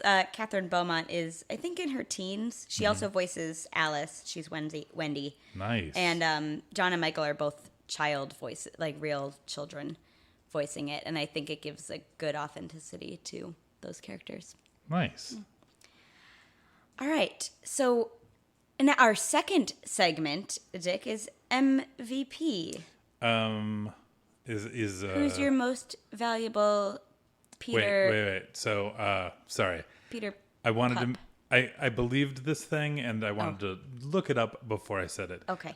Catherine Beaumont, who, as you said, played Wendy in this movie, also played Wendy in another thing, which was Kingdom Hearts. Aww. Yeah, like 50 years later. That's so sweet. 49 years later, Cool. she played Wendy again. And then she played Wendy. She's like still in. Oh well, I mean she's not still in them. She's oh no, she's still alive. I don't think she's doing work anymore. Go Catherine Beaumont. But yeah, she's like in 2010. She's like someone's grandma in another Kingdom Hearts game. Nice. Yeah, it's crazy pants. She also spells her Catherine like my Catherine. There aren't many of us. The correct way. The correct way. With a K and a Y and 2 Q's. We'll get you to figure out how to spell my name. You know what? I just say Kate. Do you have an MVP? Is it Kingdom Hearts Catherine Beaumont? Well, you know what? I was going to do a scene shout out for Up. Oh, yeah. Because that's the next thing that we do in this podcast. Cool. And I have a scene ready. Great. There's a scene where Russell, not Russell Means, Russell the small child, is trying to pitch a tent. He's trying to put a tent together because it is raining and they are outside. And he's a little little Boy Scout, little Cub Scout, and he's pretty inept, and he cannot put a tent together, and it's very fun to watch. And Carl, is frustrated with him, as he is throughout much of the movie. And I was like, hey, didn't your dad ever teach you how to put up a tent or something like that? And I don't remember exactly how it happened, but it's revealed that that Russell's dad doesn't really show up for things anymore, and it's unclear whether Russell knows what's going on, and it's kind of unclear what's going on. Like, is dad just away on business a lot? Is he moved so he's no longer part of the family, which is what it seems like. Especially at the end when like only mom is there. But it's a really interesting moment because first, Carl is like, oh man, I was kind of a jerk right there. But also this is a different generation. This is not the generation I grew up in. I kind of see that where he's like, oh yeah, well you're dads know about camping things. Right. And Russell's like, it's different now. You know, it's a nice moment, and it kind of reveals one, Carl might be a little out of touch, / is clearly out of touch, and two, he kind of confronts that he might not have been the nicest guy, and I think we also see in that moment that Russell is looking for a father figure. Yeah, yeah, and he's kind of just like Doug has adapted Carl as his master. We didn't even talk about Doug. We didn't talk about Doug, but Doug, the talking dog, is like, you're my master now. And that's kind of exactly the same thing that Russell does. Yeah. Right? He's like, you're my father figure now. Yeah. Real quick, I love Doug, the talking dog. I did not need other talking dogs in this movie. Yeah. If I'm going to call out a weak point, that's it for me. Yeah, the idea is that Muntz has trained all these dogs with special technology to have these translator collars. So instead of just barking, they speak out loud their thoughts. And somehow all the other dogs have taken on more human qualities except for Doug. Who just behaves like a dog, but if a dog could speak his thoughts. Yeah. So, you are my master. I like you, master. Yeah. I see a ball. I will go chase the ball. I just met you and I love you now. Yeah. Yeah, I think that character is so well written and so effective. Yeah. And the other characters are like, woof woof, I'm a talking dog. Mm-hmm. It's a little bit of a bummer. That's if I'm going to call out one detraction from this movie. Yeah. Scene unshout out. Unshout out. That's what I would call out. Yeah, they're just kind of general gangsters. Do you have a scene shout out for so related to yours, I'm going to cheat a little bit.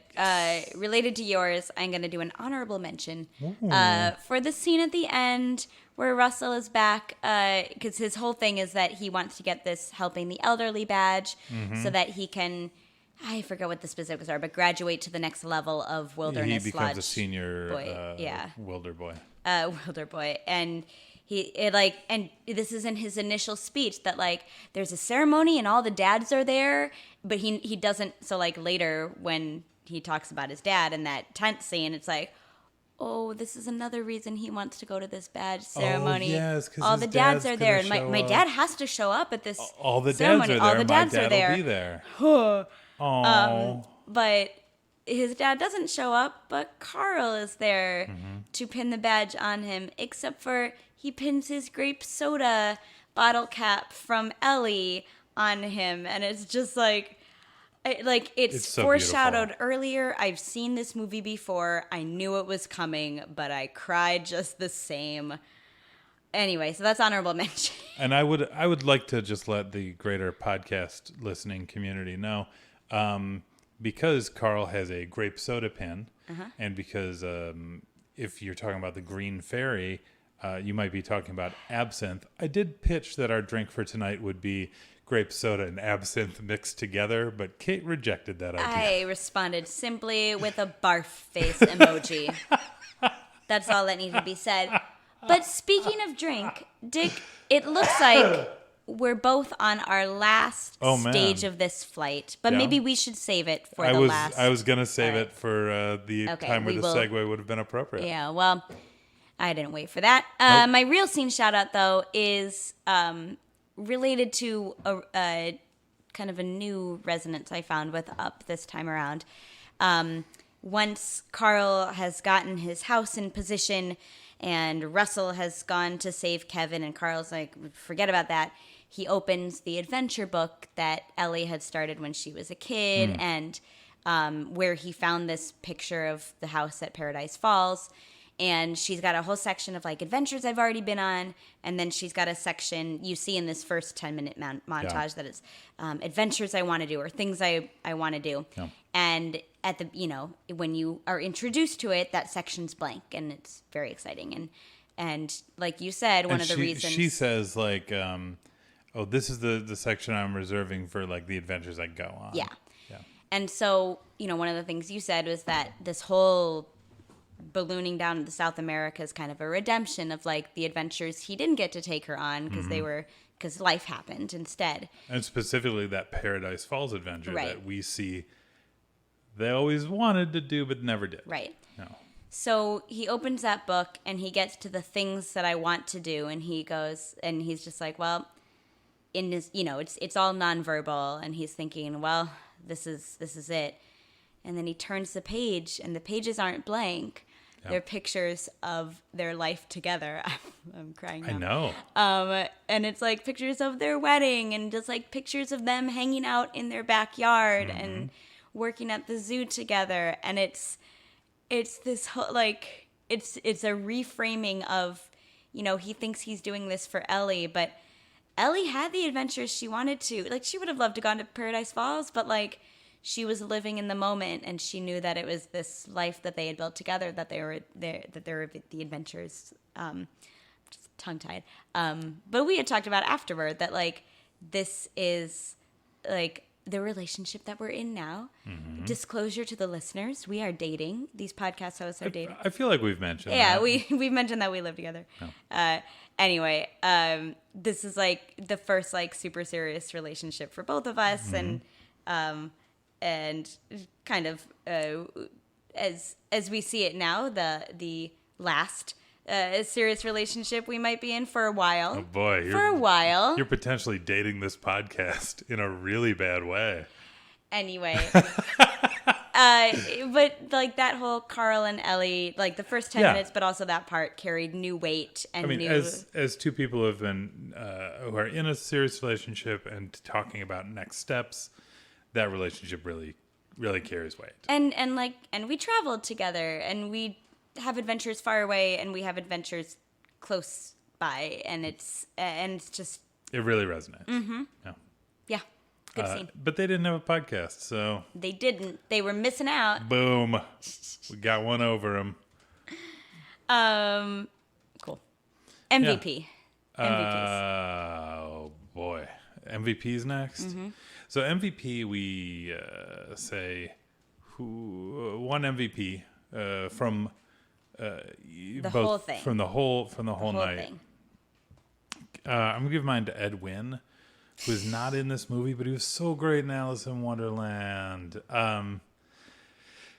Oh boy, that's hard. That's really hard.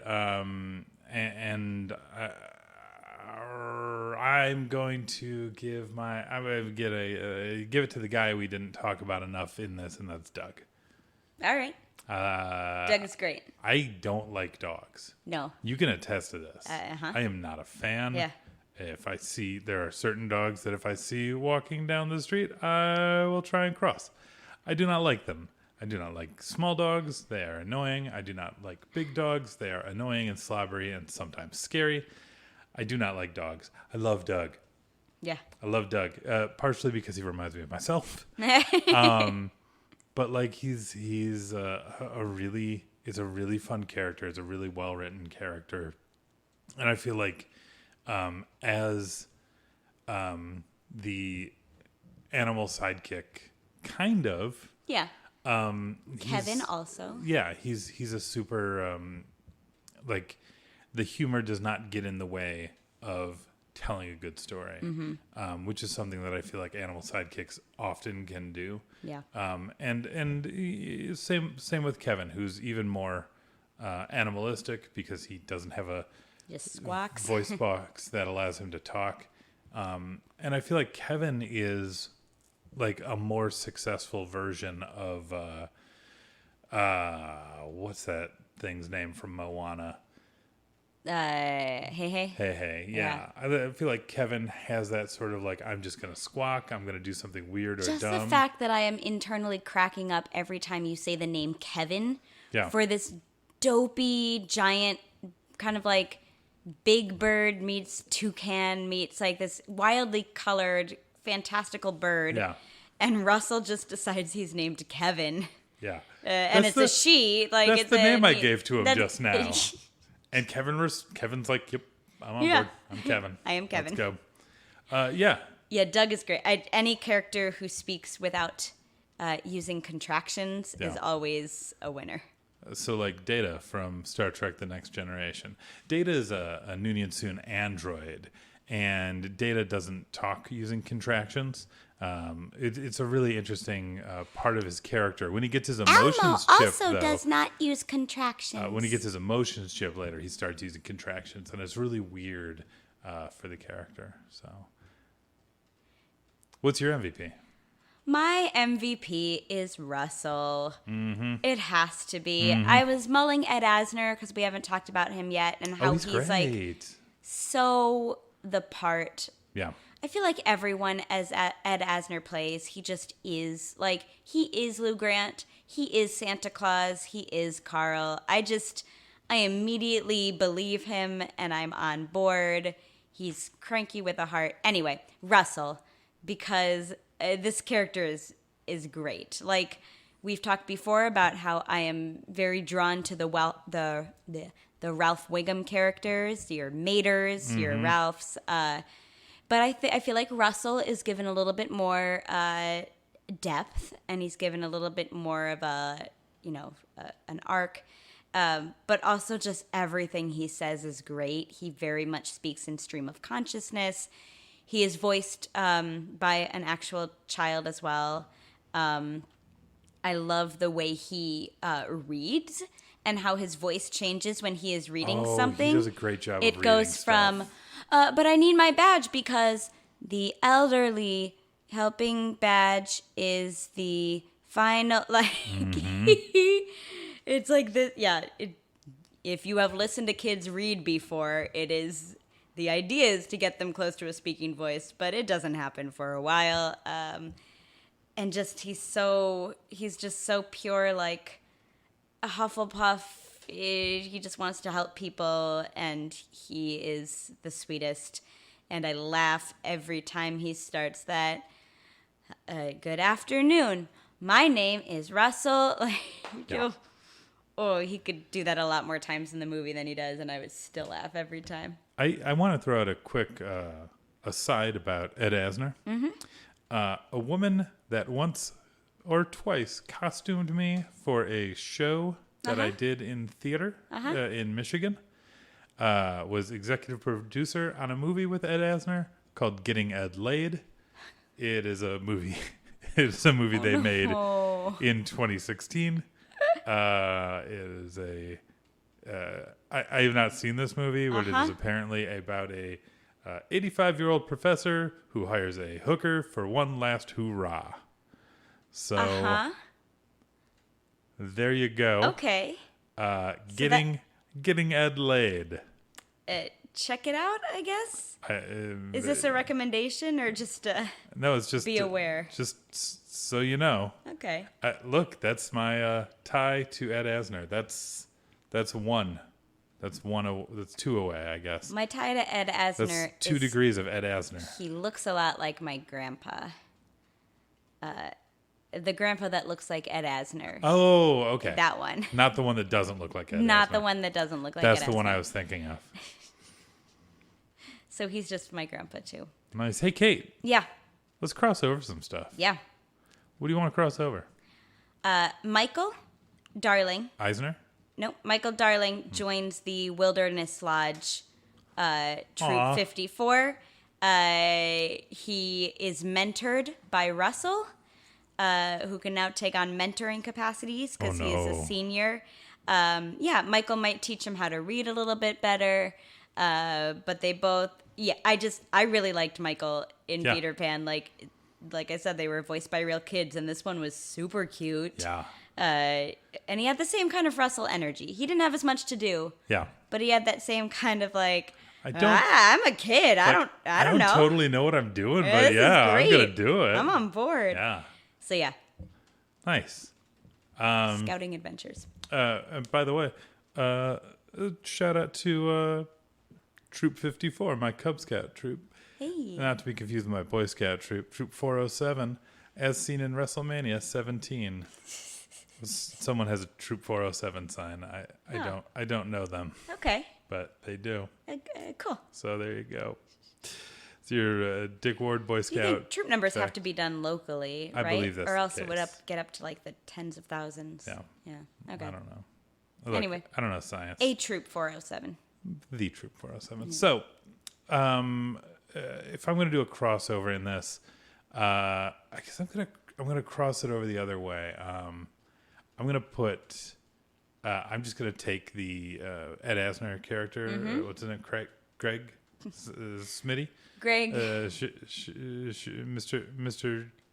Shioda. Mr. Fredrickson. That's Yeah. the other thing Carl, I love about he yes. also just always refers to him. So I'm just gonna take him and I'm gonna put him in Neverland and just see what happens.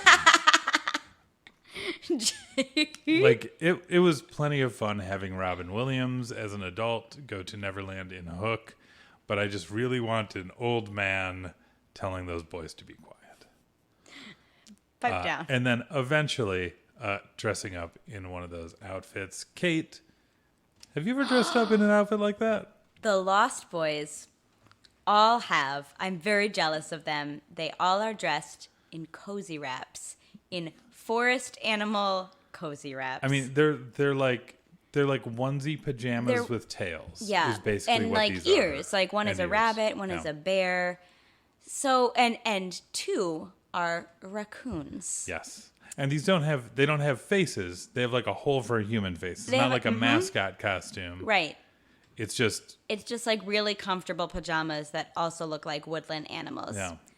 Like the Sam's Club item, cozy wraps. Dear listeners, if Dear you know where we listeners. can get these, This past December, our family stayed at an Airbnb in upstate New York for the holidays. Yeah. We entered the house, great setup, lovely kitchen, multiple bedrooms, a little like non-working fireplace, a lot of creepy paintings on the wall. very. And then on two of the couches lie a pile of magic. There was a face on the top. One face was a raccoon. One face was a white wolf. Yeah. And then when you took the pile from the couch, you realized this is not a pillow. This is not a blanket. This is a blanket that has a hood and armholes that I can wrap around myself to basically become a woodland animal. So it's basically what do you call them? A cozy wrap. It's basically like a slanket or It's like a slanket or a snuggie. a snuggie, but it's got a hood. Uh-huh. And the hood is in the case of the one you put on, a raccoon. A head. raccoon? Mm-hmm. But not with the eyes and stuff. No, it Your had the face- eyes. Oh, it does. It has the eyes and the nose. But not Your the face mouth. appears like in the muzzle kind of Yeah. area. So Kate gets this, puts it on, and this thing is comfy. It's really comfy. It's got like that fun like long-haired sheepskin on the Yeah. inside that's super soft. But Kate gets this, she puts it on, and she just goes feral. That's the So- best way to describe so it. at first you were just like having my brother fun. also put on the wolf one. Yes. So like we're posing for pictures. We're like, this is ridiculous. This yeah, is great. We're all having fun, and then We're making some animal sounds. and then it's like that meme. Nobody or like everybody, blank. and then Kate just makes this loud scream and runs across the room with her paws out like a raccoon. You say paws, but you just have your hands in like a cloche formation raccoon like I did. doesn't do ever. They do. You know what? I did have a template for it, and it's another Ed Asner movie. The raccoon that attacks Buddy the Elf as he's walking through the 7 layers of the candy cane forest. That's the raccoon I was channeling at that time. So anyway, raccoon cozy wraps. Kate, what's this last trick we haven't had in front of us? Well, Dick, it's called Apothic Red. Inferno. No, it's called Apothic Inferno. Like, a fire that might burn down a movie for the insurance money, or a fire that would consume the contents of a vault, or something like that. Or like a fire that would re-release a movie into the theaters. Look, this doesn't totally work. But. Well, and it's aged in whiskey barrels, so you might be a little bit cloudy on your judgment if you were to re-release some of these scenes into a theater in 2019. With a chance of meatballs. Dick, yes, Peter Pan. Hey, Kate. Do you re-release it exactly as is, special edition it, or lock that sucker in a vault? So I'm going to put a qualifier on this round of re-release, special edition, or lock it in the vault. None of us, especially you, is allowed to say that we're going to release it as is, but put it in a museum and give it context. Yeah, no, that's fair. I'm not going to do that. Special edition for Peter Pan. I'd take out the obvious racism, put another story in there. Yeah. Or we talked about how Alice in Wonderland was actually released on TV as like an hour-long episode or like 50 minutes or something like that. That'd be a great Peter Pan. Yeah. I think the original voice actors are so talented and so fun, which is also a shame because I don't know who's playing the indigenous chief. Yeah. That dude's voice. Oh, man. He's got a great voice for being... It's such a good voice. A racist caricature. Oh, yeah. His terrible character. That voice. It's just like deep and powerful. It feels like I'm being like hit by a brick. Yeah, it's like pretty close to like the sound that can make you poop. Yeah, it's amazing. So yeah, we take out the stuff that's horrible and leave the magic in. Yeah. Because I think despite the problems, I went away from this movie going like, yeah, I mean that's from the 50s, but nice job otherwise. Yeah. Like it's from the 50s and based on original material from farther back. Yeah. Like it's got problems, but man, there's some gold in there. Yeah. So at this point for the podcast, we've seen, in terms of like old school Disney, we've seen 4 movies, and I think this is one of 2 that hold up in terms of I want to keep watching this movie. Yeah. Aside from the 20 minutes that you can't show anyone again.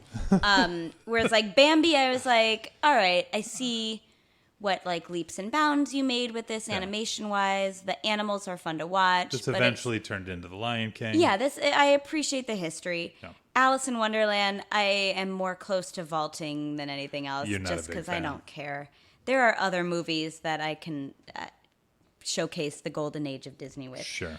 And Peter Pan is one of them. I remember like halfway through, we didn't talk about it, but it's highly documented, that Peter and his shadow scene. Yes. Which is precedence for Dr. Facilier later. But it's just so well done and so good looking that halfway through this scene, I think I said aloud, oh, this is one of the good ones. Like Alice in Wonderland was rough for me. I'm like, oh, no. It establishes trust very early on. That family scene in the beginning, you'd think it would be a slow start to the movie, but it's zippy and it gives a lot of characterizations and it introduces you to the themes and it's fun. And then once Peter shows up, it's still fun. Yeah, I can't remember when they confront Captain Hook after he's like with Tiger Lily as his prisoner. do the Indians, and I'm calling them Indians because that's what the movie calls them. Yeah. Do the Indians show up there? Are they done by that point? No. No. That's when they sang. No. Like when you see Captain Hook with Tiger Lily in that like cave. Oh no, that's just Pan. Right. Yeah. So I think it might be a little bit like, wait, where is this plot line coming from? But I think there's a way to I think you can cut make it work. out. Yeah. I think it makes it a weaker, I think it brings up plot holes, but I think you can still do following the leader, right? It's only at the end of that song that they come across the tribe. To chase the engines. Well, so okay, you changed some words in that one, but I think that's easier to do. I think that's easier to dub than like an entire scene or something. It's almost as if racism is baked into every element of not only Peter Pan but America. And I guess Jan Bear is English, so England too. And that's interesting to me. Like, I would want to research, like, what was English perception of indigenous people at the time? I guess they were getting stories back from the New World. I guess we know. We know. Yeah, you just cut it out because so I guess my solution is special edition too, but I'm not exactly sure how it would look. You have to take it out. You have to take those scenes out. Yeah. But replacing them becomes fraught too because I like I said earlier, I like the idea of you're getting introduced to this like the daily life of these lost boys, that they're kind of on loop in this game and it doesn't really matter who wins. And so that could be against a different tribe of lost boys. It could, but like you need a differentiating factor. Mm-hmm.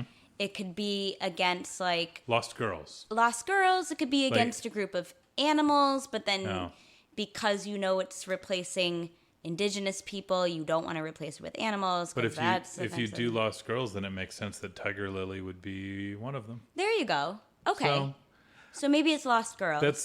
We've been mulling this over for a little while. Yeah. Obviously, we don't have the answer. And there's not a way that doesn't disrupt that. Like, you have to change lines. It's all broken. Add dialogue. Yeah. So, yeah, but the rest of it. Yeah. Kate, you can re-release. Let me ask you about Up. Re-release. Yeah. Re-release. Yeah.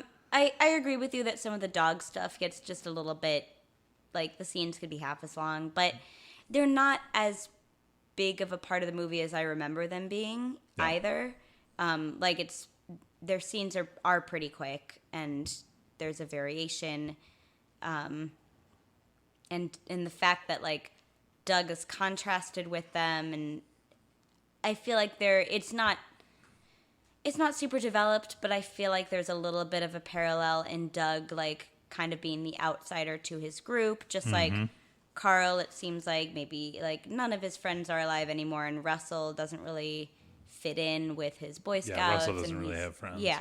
So they're all kind of these misfits that are banding together just because they're like good people, good dogs. That's fair. So I don't mind that. This movie's pretty tight. As is. I love it. What about you? So I re-release it, but I re-release it in a trilogy form where you have to watch all three movies at once in a row. So it starts with Moana, and then Up, and then Coco. And it's just crying about abuelas. Crying about grandmothers. I mean, I guess Ellie was not a grandmother. She was not, but she would have been. Had she met Russell, she would have loved that kid. Yeah, this is in my series of a crying about grandmas movie. Yeah. Nope.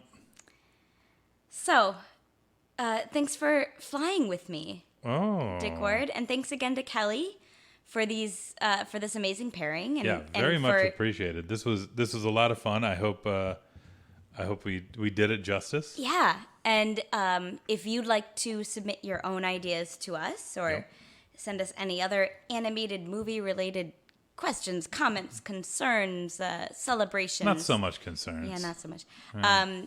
Dick, where can you reach us? cellmatespodcast@gmail.com. That's right. Twitter @cellmatespodcast. That's right. Facebook @cellmatespodcast. Cellmatespodcast.com. If you work for the same company I work for, you can hit me up on Slack at Dick Ward. You can open a Jira ticket, do a bug fix, and I might see that if you assign me to it.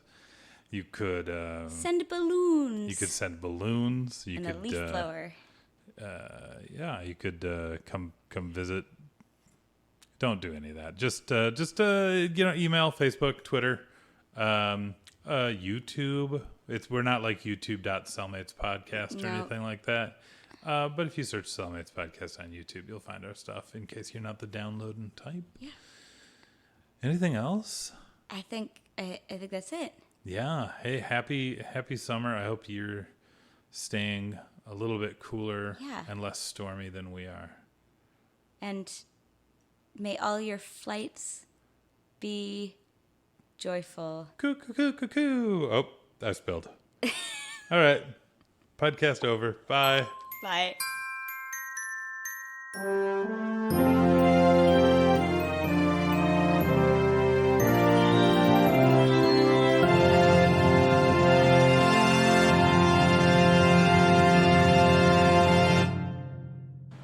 Tepuis of Venezuela were previously featured in another Disney film, Dinosaur.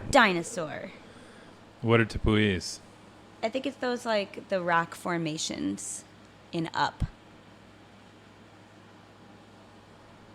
That's great. Rocks. Real rocks. Surprise, rocks. Not surprise. Rocks. Surprise, rocks. Food rocks. Rocks. Yo, food rocks, though. Yeah. Yeah. Rocks pretty hard. Yes.